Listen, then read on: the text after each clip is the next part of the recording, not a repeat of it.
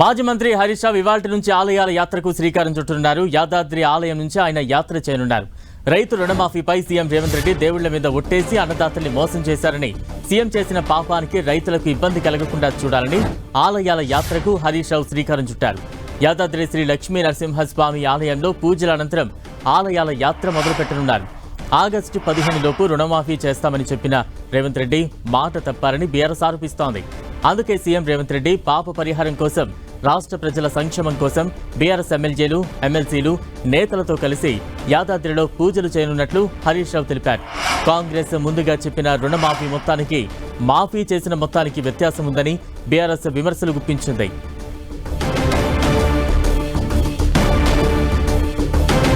తాజా అప్డేట్స్ అందించేందుకు మా ప్రతినిధి కరుణాకర్ సిద్ధంగా ఉన్నారు. కరుణాకర్, బలరాం, తెలంగాణలో రైతు రుణమాఫీకి సంబంధించిన వివాదం కొనసాగుతున్న పరిస్థితిని మనం చూస్తున్నాం. కాంగ్రెస్ ప్రభుత్వం మొత్తం 2 లక్షల లోపు రైతుల పంట రుణాలని కూడా మాఫీ చేశామని చెప్పి 3 విడతల పూర్తి స్థాయిలో రైతులందరి రుణాలని మాఫీ అయ్యాయని చెప్పి ప్రభుత్వం చెప్తోంది. అయితే ప్రతిపక్షాలు మాత్రం పూర్తి స్థాయిలో దీనిపై వ్యతిరేకిస్తున్న పరిస్థితిని మనం చూస్తున్నాం.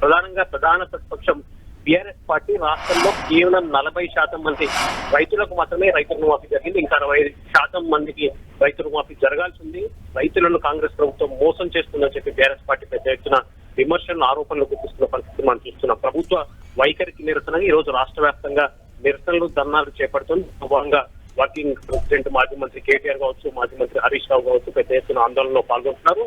కాసేపటితే ముఖ్యమంత్రి హరీష్ రావు నివాసం నుంచి బయలుదేరారు. ఆయన యాదగిరిగుట్ట చేరుకుంటారు. యాదగిరిలో ప్రత్యేకంగా పూజలు చేస్తారు. ఎందుకంటే ఆగస్టు 15 లోపు 2 లక్షల లోపు పంట రుణాలన్నీ మాఫీ చేస్తామని చెప్పి ముఖ్యమంత్రి రేవంత్ రెడ్డి దేవుడి మీద ఒట్టేశాడు. కానీ ఆ మాట చెప్పారు కాబట్టి రాష్ట్రానికి ఎటువంటి అరిష్టం జరగకూడదని చెప్పి మాజీ మంత్రి హరీష్ రావు యాదగిరిలో ప్రత్యేకంగా పూజలు చేస్తారు. ఆ పూజలు చేసిన తర్వాత ఆరేళ్ళలో జరిగే ధర్నా కార్యక్రమంలో హరీష్ రావు పాల్గొంటారు.